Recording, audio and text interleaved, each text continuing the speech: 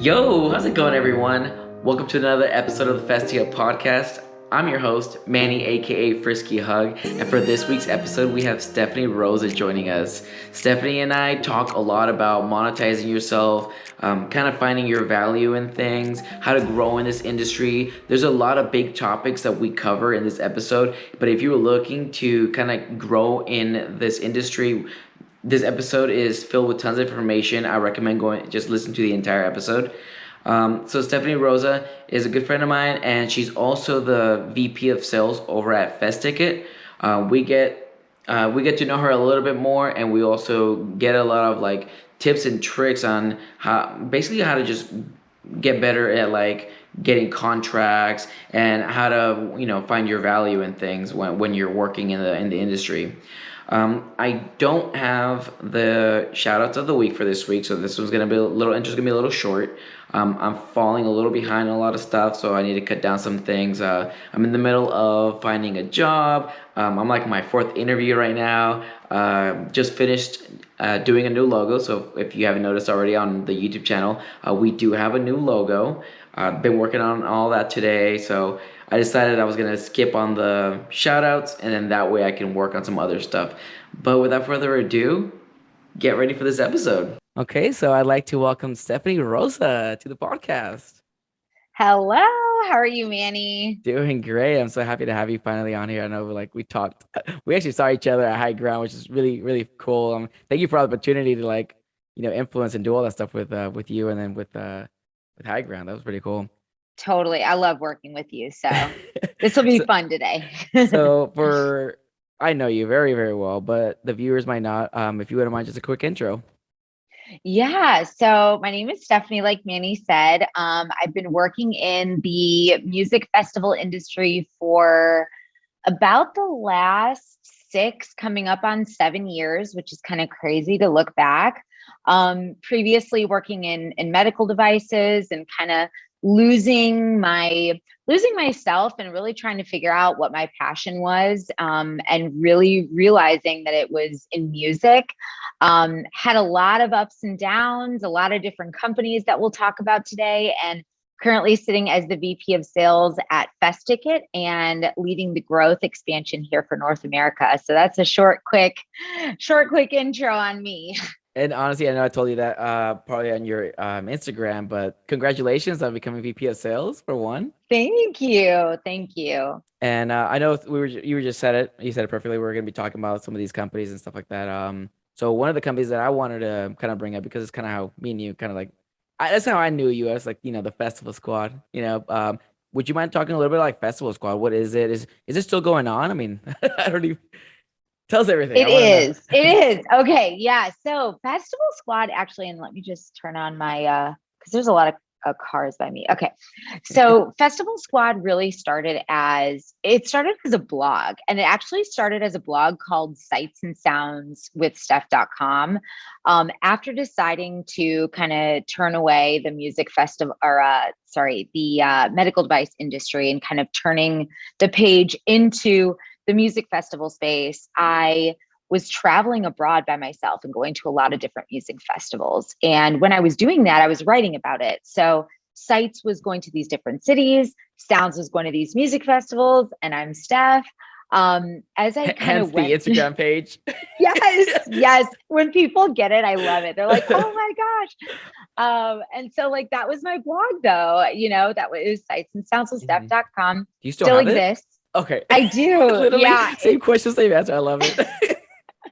I do still have it. I don't update it regularly. But when I finally came back to the States after traveling abroad and going to a bunch of different music festivals in different countries, and then going to Burning Man, I kind of realized, I was like, you know what, this is a good idea. I should really, move forward with the festival side of it, because I was looking at the data and noticing, a few people would look at my Sites articles about, riding around in Paris or going to Barcelona, but they were a lot more people, 3 or 4 times more people were reading about me going to music festivals abroad. And then I realized, well, okay, I could start to do this. So after Burning Man, I was like, I need to rebrand it and I need to stay out of it. I don't need to be like the poster child of music festivals. So I want to build a team and like a community. And then Festival Squad was born. I was just like thinking about these different names and trying to figure out. And I was like, festival crew, festival this, festival that, Festival Squad. Yeah, Honestly, that sounds good. thinking of a name is like super hard because people don't understand. It's like think of your DJ name, thinking of your like community name, Yes. think of my Instagram name and all that's like thinking of Festy Hub Podcast took me like a good like 3 weeks. I was gonna be driving on the road. I'm like, oh, is that a good name? Right. And it's like what's memorable and also what would someone want to be a part of? Like Yeah. what would they be like, okay, this is good. So the first press pass that I'd ever received, which I, by the way, never even know press passes. I didn't even know that press passes were a thing, but I was actually in a hostel, I think in Italy. And I was telling somebody there, like, oh yeah, like I'm going to go to this festival. I'm going to write about it in my blog. And he was like, you can get a press pass for that, right? And I was like, what? Like, what's At that? a hostel. At a hostel. And yeah, like he was like, oh yeah, there's applications. Like if you're going to write about it, they should give you a pass for it. And I was like, I didn't know that was a thing. So when I kind of realized it, I was like, this would be great. I can invite other people to join Festival Squad. And then I can tell them like, if you write about the festival, we'll give you press passes under Festival Squad. And then we can start going and documenting these festivals. And my thought was really to create like an encyclopedia. Yeah. I wanted to create an encyclopedia of festivals. How can you easily filter through capacity, music type, things to do, because and you go to a ton of festivals, Manny, like there's different feels to all of them. So how can we like categorize them? So that was kind of the idea behind it. And it's kind of just progressed from there. And it's really just a publication that embodies what is being a fan and being in that community. And that means things like fashion, dating, getting married at a festival, the crazy people that you see, all that kind of stuff. My hands are pretty much off of it. It's primarily being run by two individuals, our editor-in-chief, as well as our director of operations, who are really running it internally and just making sure that it's what I think it's really meant for now is to be a stepping stone into the music and festival industry so people can work full time. Oh my gosh, like you just threw a whole bombshell of it. I have like so many more questions now. Okay, so like all right, and I should have written some of this stuff down, but I'm like, oh, I'll remember, but there's just so much to talk about. So I kind of want to start with like where are you originally from? Oh, I'm originally from Chicago, Illinois, but I have not lived there since 2010. So are you like a househead then? Because like you're from Chicago, or are you like I'm supposed to be. No, you know me. I'm all for the bass, the dirty space bass. Like I love Wakan. So like shout out Wakan. Cause like at 6, I usually wake up about like 6:30 in the morning now, and I'll start driving to work about 7:30, and I'm blasting Wakan. Anything space bassy is my jam. And I really love that you were talking about like writing a blog and stuff, and then getting a pass and stuff like that. I got recently asked a question. Maybe you can answer it because I feel like you're just better at answering these kind of questions. But like, how can you travel from like state to state and not like break bank? Like how can you manage to like go to these festivals for free? I guess if I'm an influencer and I'm asking you for advice, right? Like how can I go about that? How can I go about like getting to these festivals for free? That is such a good question. So I think that there's a couple parts to that answer. One part is making sure that you have that festival ticket secured. A lot of music festivals do influencer programs, and a lot of them do press programs. And they also recognize influencers as press because at the end of the day, when you drill down what press means, it means having an audience to communicate to. So if you have that, they'll provide you with the pass. So step one is like getting the pass, which is a big expense. Another expense can oftentimes be, travel by plane. That's a big one. A lot of us don't live in the state that we love. Our favorite festival might be out of state. Credit card points are probably my number one favorite. looking at these different credit card offers that give you a lot of points. So for example, like a Southwest card or a Chase United card, something like that. They'll have a sign up bonus where you sign up for the card, you get approved. And then once you get approved, you get like 100,000 or 60,000 points, a huge bonus, but you have to spend like $2,000 or $3,000 within the first couple of months.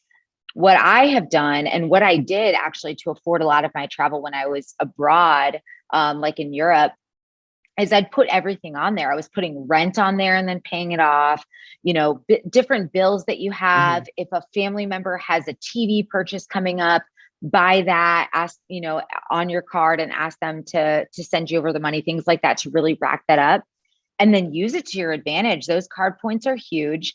But if that doesn't really sound like your thing, because that's not everybody's thing, and they're like, that's too much for me to try to manage, right? Reach out to brands that are growing and say, hey, I'm going to this music festival. I have all these followers. I'd love to wear your brand or showcase your brand or get some great photos for your brand. I'm asking for, this product and this product in addition to $50 to help me get there. And if you're someone that is good with contracts, which you can easily get online, put a contract together. Say, I'm going to give you 10 images in exchange for this. Yes. Contracts are my thing. I'm like, put it in writing, because then it feels good on both sides. I don't feel like if I'm a brand, I'm not going to send you something and then that something goes nowhere. I never get my photos from you.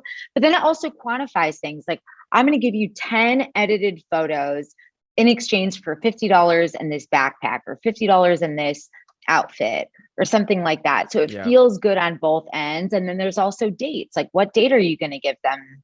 What date are you going to give them their images, and what date are they going to send everything out to you? So that's how I would do it. Those that's are how like I have really good tips. Like, I'm so glad I asked you, because I'm going to go in. I'm going to go. Cheers. I'm gonna go more in like I'm doing like a minute episode because somebody asked me this question. I'm like, oh, that's a really good topic that I could probably discuss in a good 20-minute thing. How their thing was like, how are you doing all of this? How are you basically, right? I'm like, how are you going to all these festivals?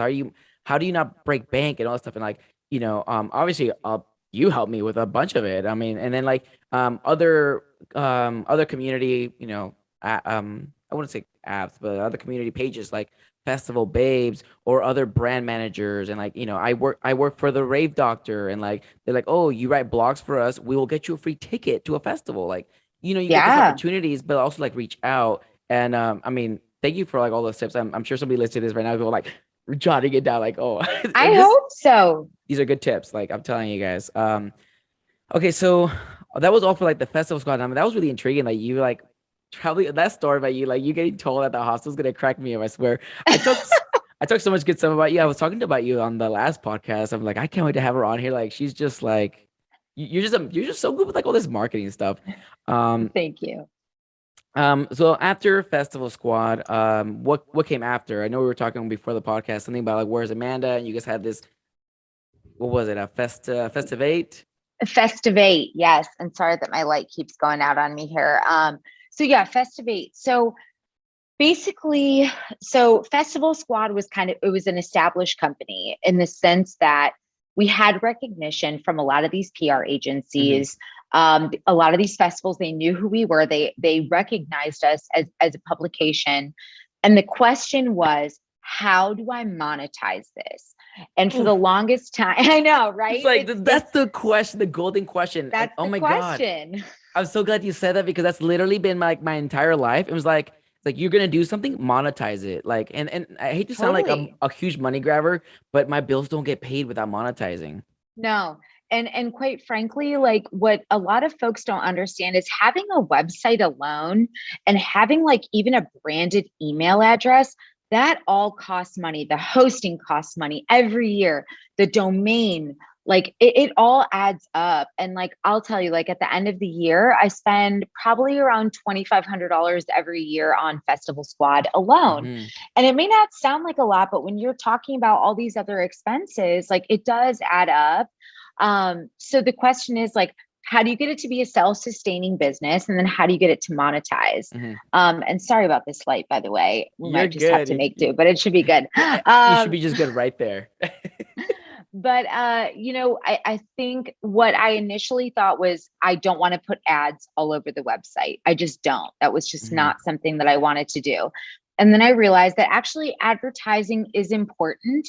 And I don't necessarily have to have like diaper ads on Festival Squad, but instead I can utilize my team that are content creators, that are photographers and videographers, and offer festival brands this very curated experience. Like, hey, we have a team of photographers and videographers. Look at their work, choose your favorite. We'll take your product to a festival. We'll have people model and showcase it, and we'll charge you a fee for doing it. Those pictures are then owned by you. And then we'll also utilize our publication in order to promote it on top of it. So now you've got something that lasts forever. And then you've got also this like promotion in addition. And it worked well. We wound up working with big brands. Lyft was probably our biggest client for a while, which was awesome. But it was hard for the recurring side. Like, we would get these projects and we would get paid on these projects, but it was hard with the recurring revenue. There's no subscription, there's no yearly commitment or anything like that. So it became difficult. But also it was about the fact that Festival Squad was a B2C company. So, and now I started realizing like, well, actually I need to build a B2B brand, so rather than really going hard with Festival Squad, I need to build like a sub brand that's kind of off of utilizing Festival Squad, but branded differently so that B2B companies understand what we're doing and who we are. And that's when Festivate came to be. So that's kind of like, that was how that grew. And our first client with Festivate was ShiftPod. And it was at the 2018 EDC Las Vegas, the very first camping one. And so we helped them build a really cool activation inside the camping area because they were the ones that were producing those like space-like tents. Yeah, so that was our love the client. shift pods. They're great. Right? I love them too. I have two of them. And Christian and Kristen are the two owners of the company, and they're fantastic people to work with too. Yeah, I was talking to somebody. I was like, oh, I'm like I just really don't want to camp without like those shift pods. Honestly, they're just so convenient. They're just so good, and and I love I love that whole experience when I went to EDC, and we'll jump into like camp EDC since we're already on the topic. We might as well just go with that for right now. Because I said I don't want to really camp without the shit pots. And I don't know if it's the bougie part of me that does that. I don't want to feel entitled and stuff like that. Like I deserve to be like set up for, but I love that experience and I'm willing to pay for it. 100%. It's glamping. Yeah, it really was. Except for like this year, they took off the ACs, which we're not going to talk about. I heard that was an entire Insomniac decision. It is what it is. I'm not gonna keep beating this dead horse. But talk to me about how that came to be. Like, what made you guys I'm just so curious on how this all got orchestrated, just Camp EDC in general. Yeah. So at the time when I had first kind of started thinking about this B2B company that was totally branded differently than Festival Squad, I called Amanda, and Amanda at the time was our international editor. And she was our international editor because she had also quit her full-time corporate job in order to travel to these exotic destinations worldwide and go to these different festivals. So she was leading the charge. It was so great. And so she was all over the place. She went to so many different festivals, including ones in Thailand and England, all in the same year. And I was I know you're back in the States. I have this idea, what do you think? And she was yeah, I love it. And at the time we were working with ShiftPod anyway.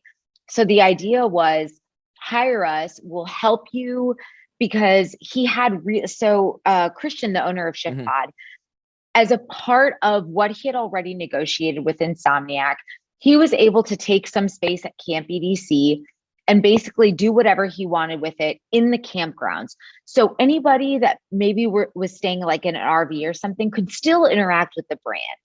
Okay. And so they knew they wanted to activate. So the question was how do we like really get the brand out there? How do we make it a fun way to interact with ShiftPod? So we started like brainstorming these ideas. We got this massive dome. We got custom built space looking tables with plugs so that people could charge up in that little area, a bunch of bean bags, postcards that people could send from outer space. We hired a costume designer to like fully get all of the like employees to be space attendants, working as like actors that were like talking about space and things like that because they look like spaceships. And that was what really launched the brand, was just doing that and getting some recognition. From there, we started to really expand into the digital world too. Sponsorships and activations for a little bit, but then we started really getting into influencer marketing and different digital marketing campaigns, and then helping events get more eyes on their event utilizing these different tactics, utilizing influencers. So that was that company. It was like a Steph, whole project. Dude, you're so smart. You're just so smart. Thank you. I appreciate that. Let's turn into your more recent I guess where you're at right now, right? So Festicket. Let's talk a little bit more about that. What is Festicket? Yeah, so Festicket is what we call an end-to-end platform. It's a ticketing company at the end of the day. That's really what it drills down to. But we do ticketing, we do RFID wristbands, and we do cashless payments all through one system. We also have like a music festival discovery platform, which is like the B2C portion of it, so that you can go online and find a festival. If you're traveling, let's say to Europe, and you're going somewhere and you're like, what festivals? And that's actually fun story, Manny. That's actually how I first found out about Festicket.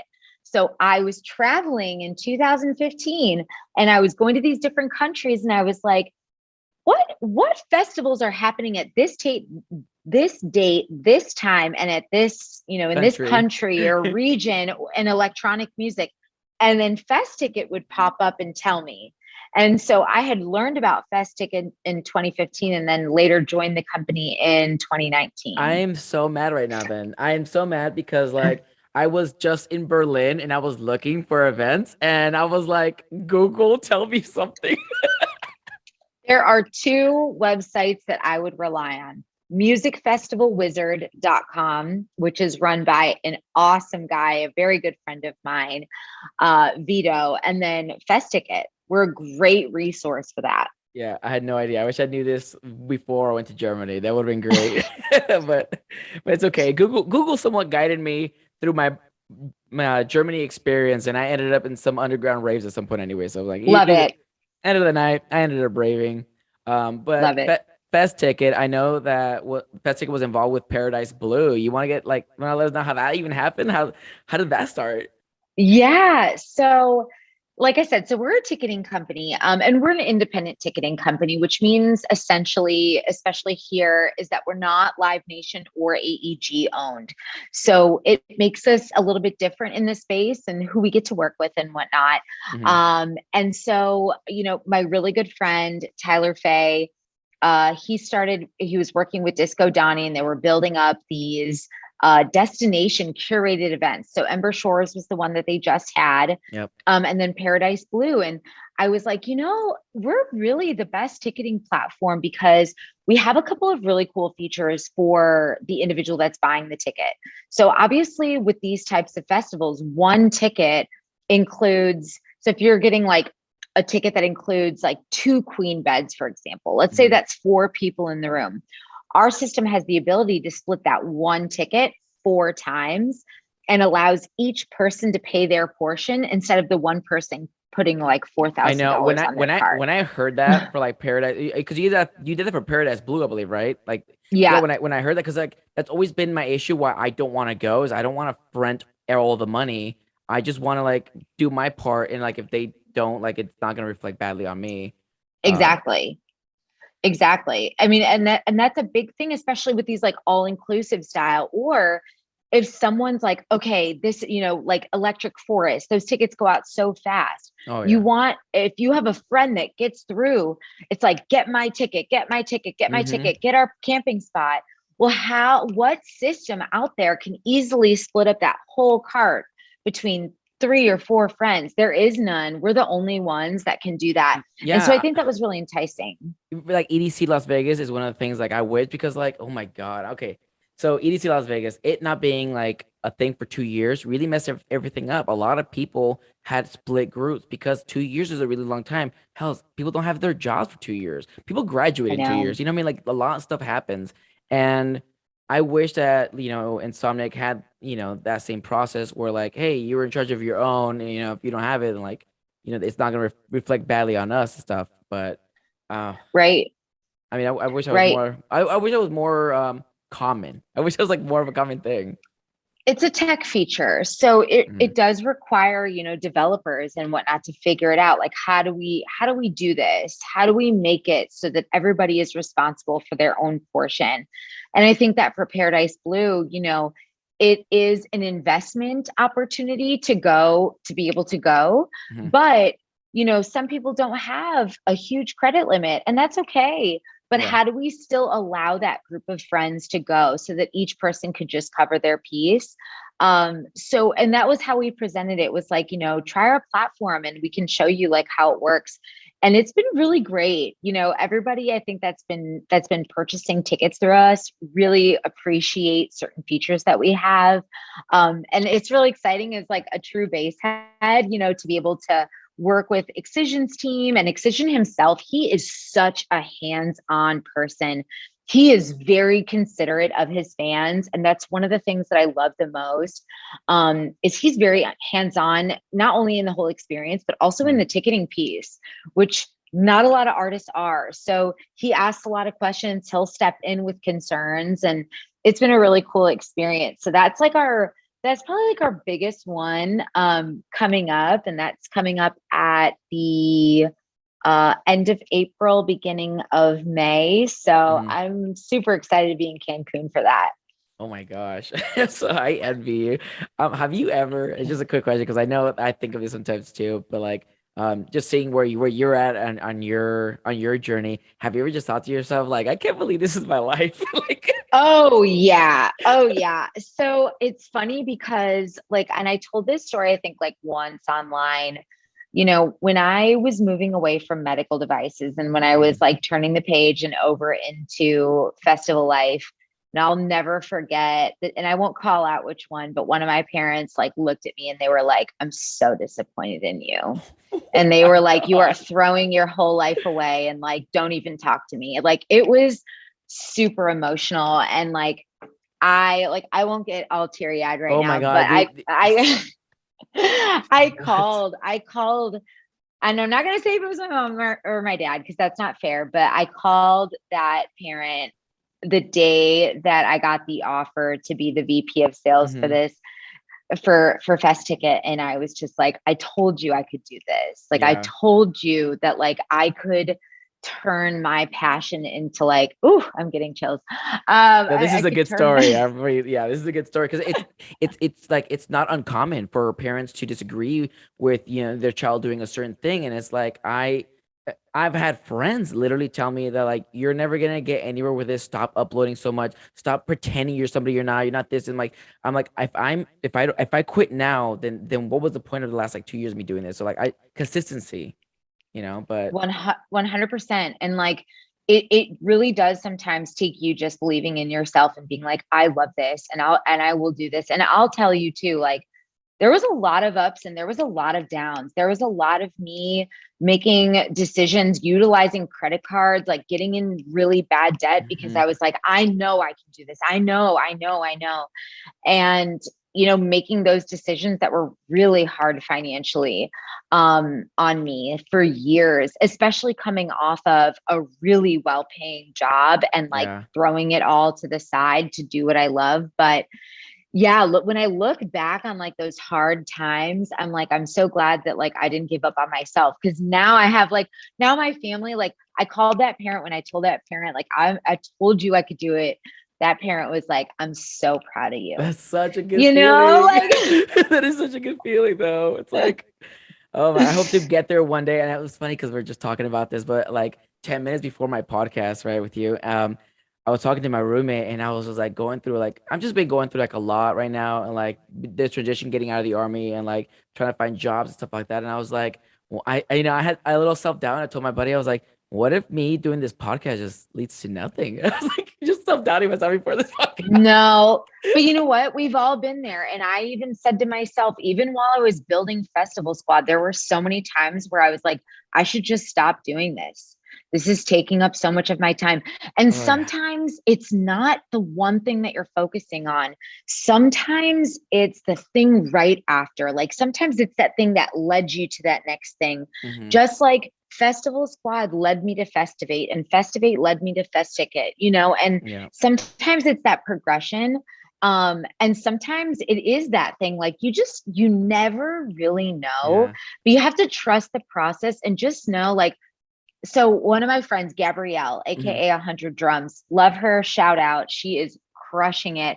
I went and I liked her Facebook page today because I realized I had not. And so I went and I liked it and I looked and I saw that her Facebook page was initiated in 2014. 7 years ago, she started that page. And now 7 years later, she's blowing up. And it just takes time. That's all it Yeah. takes, is it just takes that time and that dedication to that passion to get there. And same with me, 6 years, you know, and that seems like a long time, but it goes by fast. So like you said 2 years in, right? With the with Keep the going. yeah, I'm like about like it's about to be 3 years with the YouTube channel, and then like this is I started this podcast in June, right? So for me it's just like it's just slowly becoming a thing, and like I just have to keep making sure like I don't have self doubt because even my roommate and you know downstairs we were talking about it, and he's like um it's like I thought you were gonna like try to have like a bigger thing with this podcast and do all these things, and like it's gonna take time, you know. And that was like me telling myself it's gonna take time, but then I think that got to me, and I was like, yeah, I was supposed to make things bigger than this, wasn't it? Like it's just so hard mentally. It takes a lot of time. If you think about even like SEO, Mhm. SEO, search engine optimization, the amount of time that it takes for a website to hit like the first or the second page of Google takes a long time based on keywords and things like that. So just with anything, you know, how do people Mhm. find you? So many different ways. There's so much out there. So the more that it like sits, the more you get out there, the more people are going to find you. And then they're going to be like, holy crap, what have I been missing out Yeah. on? And And it just like, you know, you look back and you're like, whoa, that just happened out of nowhere. And no, it didn't. It's just years later. It just feels like all of a sudden. yeah. I mean, I've been doing this whole influencer thing for about 5.5, maybe 6 years and stuff like that. And like, I get DMs all the time, and maybe that's why I'm saying it like publicly and stuff like that because I am also human and I also have self doubt and I also don't know where this is leading and stuff like that, right? It's like, so whoever's listening and stuff like that, you know, maybe they're in the same shoes, but they're just lower numbers than me, and they're like, I want to be like him. Well, understand that I also am in the same position as you. I also don't know where I'm headed. But I get DMs all the time about like advice and help and stuff, and I'm like, you know, the best thing I can tell them is my own experience. I just never stopped, you know, I just never quit, and I'm like, that's where I'm at now. But like, I also don't think that this is the end game. I have so much to go, and it's really nice that they think that like, you know, they're looking up to me for like advice and stuff like that, which always willing to give out. No, like I get DMs all the time for advice, and I'm always take time out of my day to give that advice. But you know, it's just I guess I'm just human, and I want to make sure like say publicly like, hey, like I also like want to quit, literally retire. Like, Oh yeah. Like I've learned the most from my failures, hands mhm, down. The best lessons that I've ever learned have been the times that I've failed and miserably. And whether that was, you know, financially, I was not in a good place because I was putting so much money into a business that was not giving me a profit. And that's happened many times. yeah, Or, you know, making decisions that just like weren't good overall. Like there's so many different things out there, you know, so many different paths that you can go down, but like embrace those failures or embrace any time where you're like, shoot, I made a mistake, I shouldn't have done that. Like that's when you continue to grow and build. And you'll find it, like not knowing your path is a good thing because it means that you're open and receptive to like where the world's going to take you. And you just never know the time that you're like sitting down with the right person, or the right person hears your podcast and they're like, you know what, that's exactly the person we were looking for. You know what I mean? And like all of a sudden then it happens. Yeah. You never know what's going to happen and stuff. I got my buddy a backstage pass recently, and we were at this venue, and he was sitting right next to the right person at the right time. And I told him, hey man, you need to look snazzy. Before we left his house, like, look snazzy, wear a nice little like button up. Like, he's like, why? I just want to be comfortable. I'm like, you never know who you're going to bump into. Yeah. He was sitting next to the right guy, and the guy's like, you look really good today. He was like, oh, thanks. And he's like, sorry, they started talking. He's like, how would you like a job here? Next thing he knows, he's at home writing a resume. Wow. You see, like it just, and it's like, you never could have predicted something like that. You never could have thought that like that's where things would lead. So I think being open and receptive to like different things is such a good quality to have. One of the first things I learned in business was always be two things: adaptable and flexible. You always have to adapt to your situation, adapt to your audience, and always be flexible. And if you're those two things, like you're going to make it. Yeah. But if you're like hard and stubborn, like it's a bit harder. If you're like, this is definitely where I want to go, like I'm going to do this, maybe, but like maybe it's not a straight path. So yeah, you got to just keep going. I definitely had to learn how to not be stubborn. That was one of my biggest like things. No, for real. Like I'm even to this day, I say I'm stubborn, but I'm not as stubborn as I used to be, right? I can take criticism now. I can learn and adapt now. Before I really couldn't. It was like, oh, who are they to fucking tell me that like I need to do this and this? But like nowadays it's like I got a DM the other day. They're probably listening because they're an avid listener to the podcast. But they were like, hey, like I really think your podcast is gonna blow up. Like I'm like, I literally think that you're doing really well, and it's about like at any moment the thing's just gonna just hit. I think you need to change your logo because I would be worried that if like you got copyright strike or like sued because Festy Hub is so close to like Pornhub and stuff like that, and you have the same orange. And at first I'm like, thank you, like I told him like when I get a little bigger I'll consider that. But I was on the plane ride right when he told me that, and I was like, I had time to think about it, and I was like, it doesn't hurt to do it now, and then that way I have secured my videos. I was gonna wait to like maybe like 100 episodes before I even thought about that because I was gonna change it, but I was like, why not do it now? It just somebody obviously noticed, and like I think their words like resonated when they're like, oh, it's gonna blow up. It's just like their hope gave me hope. You know what I mean? Like you're probably right. Like yeah. So you're actually like the first episode of me trying to change my logo. I'm gonna try to change it by like that time. It's just gonna be a quick little different thing. You know what? Yeah. It's great. That's great advice though, is that, you know what, you would make a lot of back work if when it blows up, to have to go back and be like, oh my gosh, I have to change this. I have to change that, blah, blah, blah, blah, blah. Like it is more work. So I think that that's a great piece of advice, is like, just get yourself like all set up so you have no issues. Yeah. And I think what it was I was kind of maybe doubting myself that it was even going to blow up, because I was like, oh, if it blows up, for me it was the if it blows up, then I'll change it. Right. But yeah, I got to start thinking when and not if. Yes. Law of attraction. Law of attraction is huge. So one thing that I still have on my refrigerator, like literally I'm looking at it right now, is I have a dollar bill that a friend gave me with a bunch of zeros to say $1 million. And that represents a check that I will receive one day for $1 million. And I don't know when that's going to be, and I don't know how, but I know it's going to come. And that's like, I look at that all the time, and I always think like one day, like I'm going to get $1 million check for something. I don't know what that's going to be, but I know it's going to happen. And I still don't know, to be honest. Like I really don't know what would give me a check for $1 million.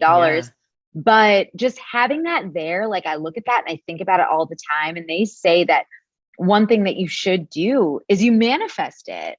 And that's part of manifestation, is looking at it every day and be like, I'm going to do that. And the same thing, is just knowing, like you're saying, yes, that's going to happen. yes, I'm going to do that. So it's like, yes, I'm going to blow up this podcast. So I am going to change my logo because I know that it's coming. You Yeah, know what I mean? So I love that. I know. And like, I hope somebody listening to this right now is hearing this and they're like, it's something that they needed to hear because, my biggest advice when I tell somebody, they're like, oh, what's an advice for like me to get to where you're at? A lot of times I tell them, work like you've already made it. Like this is the work you're putting out it's great work. It's like you're trying. And what always got me was my self-conscious, right? It's like people, what are people saying about me in their heads? It always got to me. And I was like, oh, they're probably thinking that like, oh, I'm this big shot YouTuber, even though I only have like 100 followers, 100 subscribers, right? Like, don't act like you have 100 subscribers. Act like you have a million. Get that GoPro, vlog in the airport. Who cares? Vlog in the middle of you eating. Like, that's not million subscriber YouTube qualities. That is you quality. And it's like, Yes. I had to get out of my shell and I had to vlog everywhere and anywhere. And I don't care if I have 100 followers or I have a million, you're gonna vlog in that situation regardless and get over that shyness. Um, Yes. I didn't used to shy. I used to not be able to vlog in an airport. I was scared. I was shy, and I was like, oh, when I get bigger, people were like, oh, that's a famous YouTuber. Like, of course he's vlogging. No, start now because like you need to get that mentality going. Like, Yes. I 100% agree with that. manifest it, guys. Yep. That's right.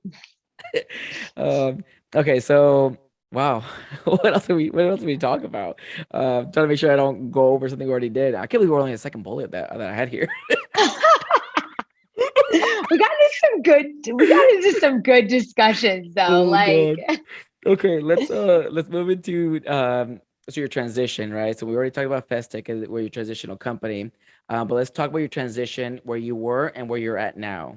If you want to go ahead and let us know where you were at before this. yeah. So, I mean, I think like when I think about the transition in my life, the Mhm. biggest thing that I think about is in my career and making the switch from like, working in medical devices into working in, ticketing or working in the Mhm. live music industry. It's really funny, I will say, how much I've taken from working in medical and applied it in Really? music. Yes, like a lot of best practices. And actually a lot of things that I've like communicated with some of the leadership in my company, and they're like, Mhm. we're actually about to implement that. We love that idea. Like that's fantastic. Just best practices as it relates to like being professional and treating the music industry as a professional environment, because I think that there's still a lot of gaps in it. And I know like if anybody is listening out there that is a content creator, like more specifically like a photographer and videographer, I don't care what they say. I don't care what the artist says or who the artist is. You get a contract. That way it is in writing what they owe you. It is in writing what you owe them. And it is in writing like when that will be settled. Like to me, things like that are super important. And I see all the time that, people are getting, I don't know what the gypped. People are not getting their half fulfilled on one end or the other because it was like, oh, well, they emailed me, or, oh, well, they said this. And it's like, no, Oh my like god. you do have to put it in writing. And I even my friends that I yeah. work with, we put it in writing. I am a victim. So I and believe it. I'm a victim. I'm just not great with contracts, right? So I've never been like, but you said, you can go ahead and look one up online and stuff like that. Something that Totally. I should have done, but I've been not, I have not received money twice already for 2 gigs, for photography. And it's like, Hmm. at that point, it's like, I just wasted my entire day. Like, I'm not here to have fun. Like, I'm literally working. I'm sweating. Okay. Like, I'm not here to sweat and not get paid for it. So Yeah, 100%. 100%. Time is valuable. It's the only non-renewable resource. It's the only, money is renewable. mhm, You can put all your money into a business, you can lose it, and you can go back out, and you can make it again. Even if that means working retail at a fast food restaurant, like you can still make money. mhm, Time, you'll never get back. So to me, it's not fair if you're putting your time in and somebody is not giving you what you've agreed on. So yeah, writing is huge. Like putting things in writing in a contract is huge. and you can literally type in like freelancer template on Google and find it. And just like even something simple, it also makes it feel committed on both ends. So I'm a huge fan of contracts. I'm gonna write that down real quick. Write that down. Freelancer template. Yep.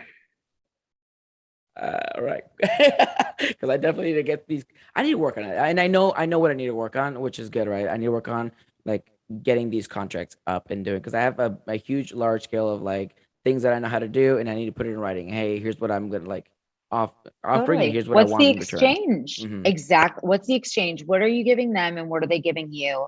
And 2 signatures to seal the deal. Otherwise, like, I don't do, and I won't do the work. I'd be like, you've got 3 days because I'm leaving in 3 days for this event, and I'm going to need this. Otherwise, I'll take your product. I'm not doing any of the imagery that I promised, because I need your signature on this. And like, watch how fast they sign that contract, because they want the work in exchange. Or you withhold it. You say, I did my images, but I noticed that you didn't sign the contract. I'm going to need that before I submit my images for you. Yep. And like, they'll do it. Yeah, it's just a huge learning curve, especially with like a lot of. I feel like there's a lot of people who are trying to figure out, like they see like me and like maybe some other like content creators or photographers or videographers, right? And everybody they like, I want to be that guy, right? But it's really hard to understand everything that they need. And even though they ask all these questions, it's like, oh, well, you need a contract. Cool. Like, I don't know what I'm even supposed to, because For sure. the main question I guess all the time is, what is my value? I don't know how to tell you that, but I can kind of assume. I can like kind of tell you what you shouldn't get paid, right? So like I usually have like a thing like anything under $50, just no. That should be a no. Everything should be over $50, and then sometimes even up to like $300, depending on the work that you're trying to accomplish, right? So like, but the thing is like, what's their budget, right? What is like, so there's like a lot of things that go with it. So you ask. Everything's very specific, so I really can never tell somebody like a direct answer. But I usually can give like a range. But it's like a huge question people ask me all the time. What is my value? Can you just tell me? I'm like, it's really hard to like tell you what you're valued at. And like I could see your numbers and stuff like that. I can see the views you have, and I get all that. But it's also not just based on that. It's also based on what kind of content are you gonna provide, you know? Totally. So I think you got to think about it too, like, for any of the content creators that are listening to this, if you're an influencer, if your a post is worth a certain value. It's great. It's good in the moment. But what lasts longer are the pictures of you that they can reuse every single year, right? Like the post itself has a lot of value to it, the drives to the links and whatnot. But if you're like, I'm going to do one post and provide you 5 images, that's a lot more valuable, because now they can use those 5 images however they want. They own those photos. So like, there's that. Speaking about it in depth in a podcast or a YouTube, that has long lasting value because of the searches that are generated from it. Correct. Searching on Google or searching on YouTube for reviews on this, reviews on that, or whatever. People are utilizing that feature all the time. Yeah, those are my contracts all the time. Is like, can you provide a YouTube, and then now that I have this podcast, they're like, how does a podcast sound to like an episode of a review for us? I'm like, oh shoot, that's gonna be my contract now. Like, totally. But it's like about your time. So how much are you willing to exchange? Like, this is how much time it costs me. This is the rental of the equipment that I need. Well, obviously you own it, but they should be paying sort of like a portion that you would consider like a rental fee for utilizing it to talk about their product. And then you package it. You package it really nicely and say like, this is what my a la carte cost is, but in a package, this is what it looks like. So if you want to separate these different pieces I'm going to give you, that's okay, but it's a higher price. And then packaged, it's all nice and bundled and discounted for you. Think about like how you buy stuff, right? Like, true. When you're like, buying in like quantity, I just bought these microphones just to do in-person podcasting. Like it's one thing. I was listening to this podcast, and they have it on Twitch, which is probably one thing I'm going to start doing as well. I'm going to start streaming it as well. Yes. I think what I've been seeing is people are like taking questions from the in-person podcasting. They're taking questions, and then they're reading them out loud and answering them. And then the people who paid take priority, right? So they get to the non-paid ones if they can. But if you paid like $5 or $10, cool, only your question is getting read. So like at that point, you could just subscribers on Twitch are that whole subscription model is fantastic. It's a low cost. It's like $5, but then you get all these cool benefits and it's a recurring revenue.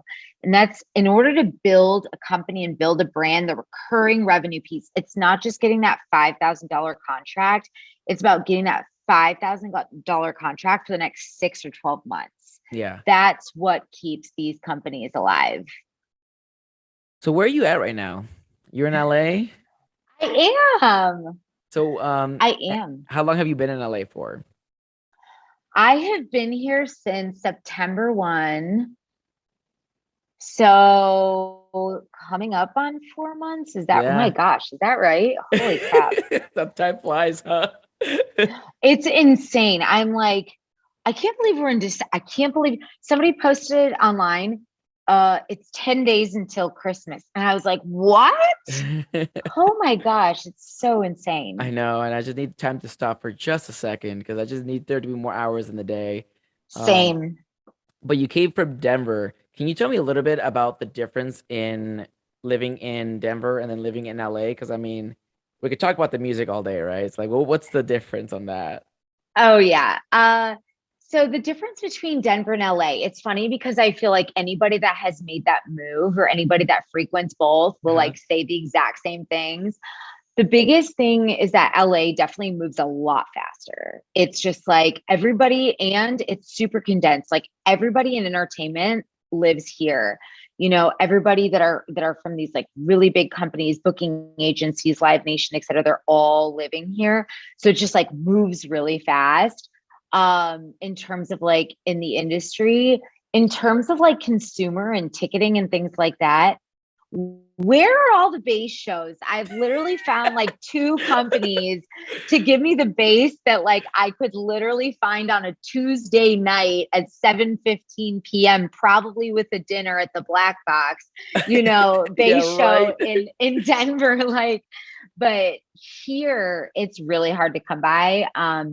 Techno and house and minimal are like really huge here. So that's like another really big piece to it. Not saying it's a bad thing. Respect to all those house fans out there. I love my bass. So 1720 Warehouse is the one that I've noticed is like the one venue that really offers a lot of that here, which is great. Well, what do you well, maybe you've just been there for 4 months, but like out of the 4 months that you've been living in LA, how do you feel about the respect towards like, you know, women in this like EDM industry? Specifically like in the working industry for EDM. Yeah, that's a really good question. You know, oddly enough, like I do feel it's been tough. I'm just going to say from start to finish, if you're a woman in the space, it's incredibly tough to be taken seriously because even when I was running Festival Squad and I was asking for artist interviews, I always felt like I was being treated like a fangirl or like, well, why are you asking for my artist interview? And so that's very difficult to overcome, especially when you're just establishing a brand. But I feel like here there's a lot of, there's a bit more respect for women in the industry. And I think maybe it's because there are some serious powerhouses of women out here. So I think maybe it's just like they're more accustomed to it. Whereas in Denver, maybe there's not quite as many women in the music space and in the music industry. So it's not as familiar of a territory. I honestly feel like you're right. There like there isn't that many, like at least in the Denver, Colorado area, like women like in charge, women like running the shows for a lot of things. There's a small amount of them, but there's not like an overpowering amount where I could see LA 100%, just like you powerhouses. Population. Yeah, like statistic wise, it makes sense. There's a lot more people here, so there would be a lot more. So I think that makes sense. So not knocking on Denver because I freaking love that city and I love it as a music city and as a city to live. I love living there. But I definitely think it's like more common here to, you know, find a woman that's like running a very successful company in the music space or a really successful agent. Yeah, same thing as like when I know it's like New York and like I see like all these females running all of these companies or like running like doing all these interviews. I have friends that I rave with and like I'll be back. I got to do like this huge interview with this like huge artist. And I'm just like, damn. Yep, exactly.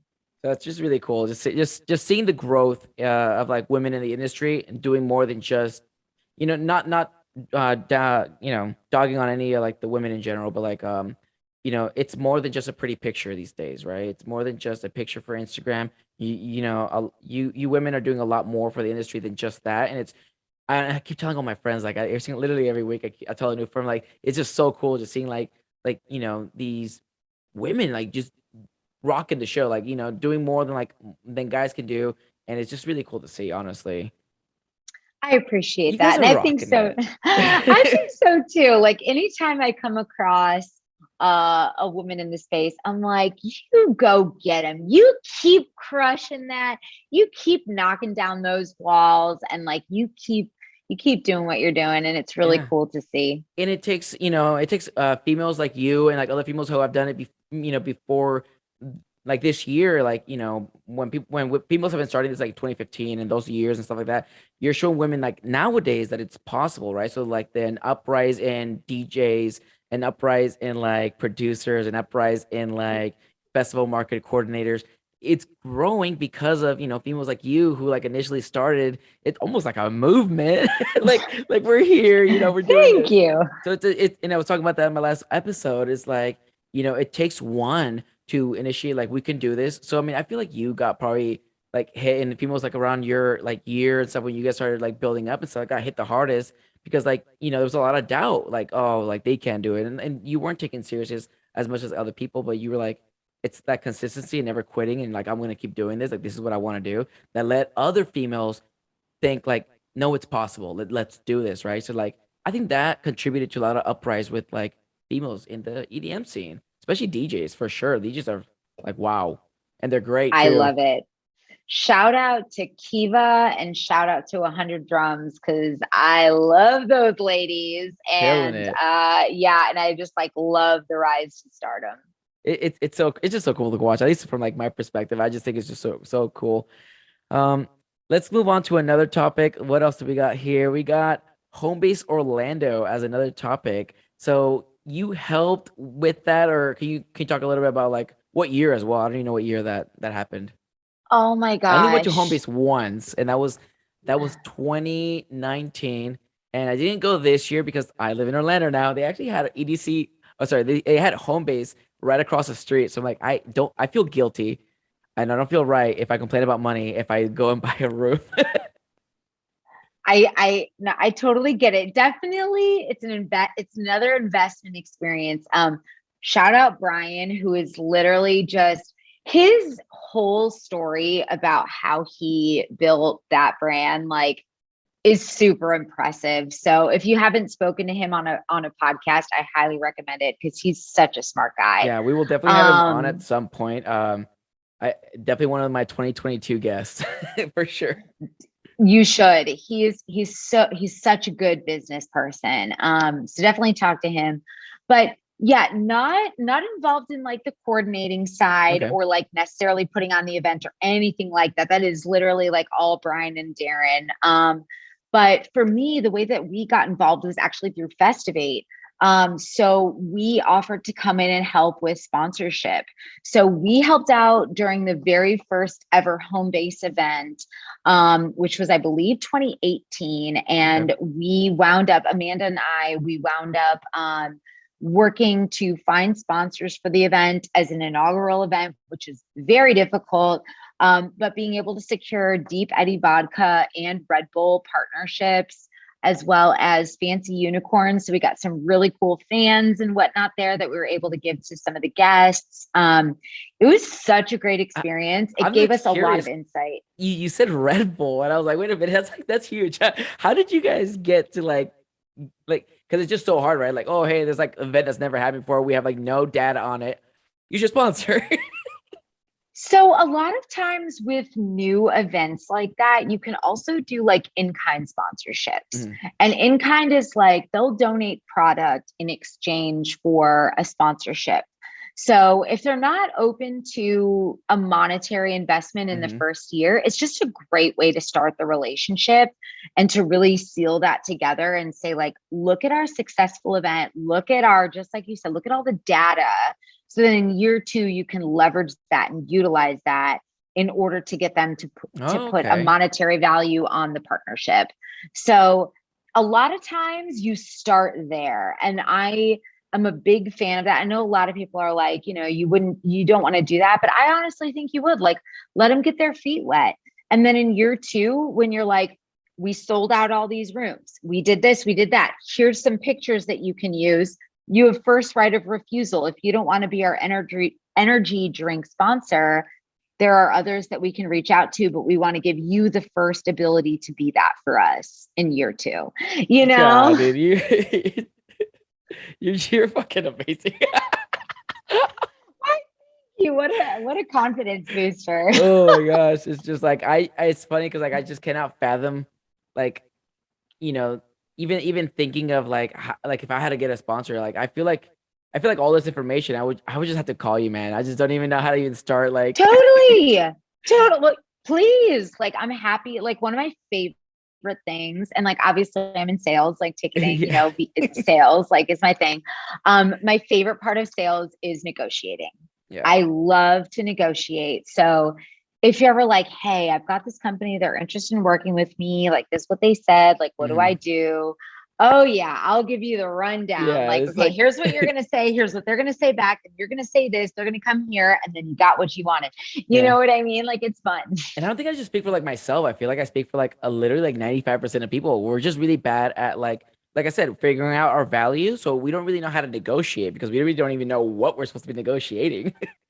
Totally. But the first couple of times that you get it down, the first couple of times you're like, I get it. You're gonna be like, I get it. Okay, I understand now. Like, I see where the value is, because they're asking for something and I'm asking for something in return. You see where that push pull is. And as soon as you see that push pull, like what they're pushing on and what they ask for, that's your value.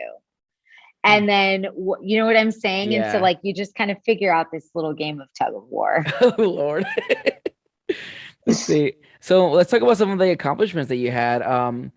I have on here publication worldwide for Festival Babes. You want to talk a little bit about like what accomplishment that was?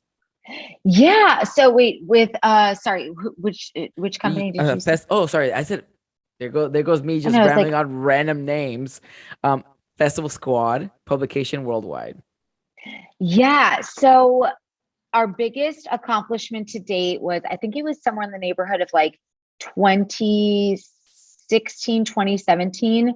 We had a publication. We were the publication that attended the most music festivals, like boots on the ground worldwide. So I think in that year we attended and wrote about as press 150 music festivals.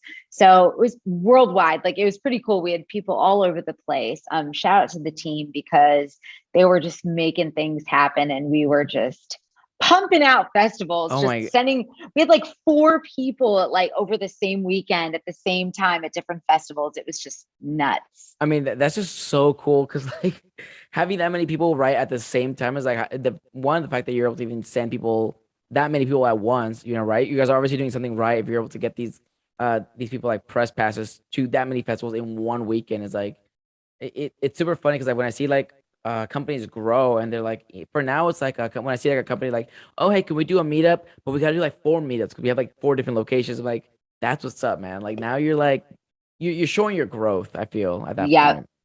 100%.